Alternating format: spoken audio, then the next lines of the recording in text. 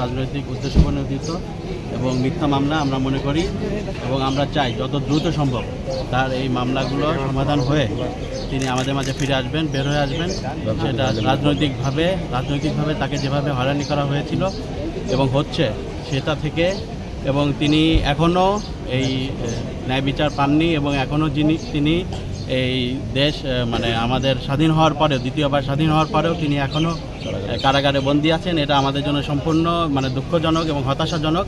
আমরা চাই যত দ্রুত সম্ভব মানে আর একদিনও এক মুহূর্ত যেন তিনি আর এই বন্দিশালায় না থাকেন, তিনি এই কারাগার থেকে মুক্তি পান। এবং এর জন্য সরকারকে অনুরোধ করব যে ধরনের উদ্যোগ নেওয়া দরকার এবং যত দ্রুত উদ্যোগ নেওয়া দরকার, যেভাবে সম্ভব আইনগতভাবে এবং নির্বাহীভাবে যেভাবে হোক, যে তাকে যদি মুক্ত করা সম্ভব হয় তারা যেন সেই ব্যবস্থা গ্রহণ করে থাকেন। আচ্ছা শোনেন, আপনার সাথে সর্বশেষ কবে দেখা হয়েছে?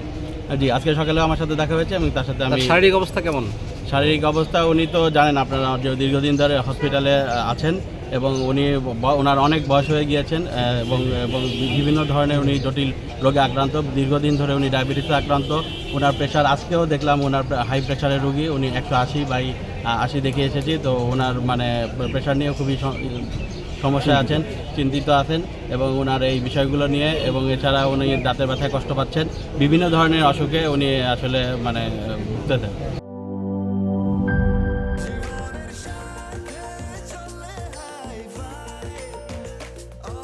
স্বাস্থ্যকর অল টাইম, সব সময় অল টাইম হেলদি লাইফ।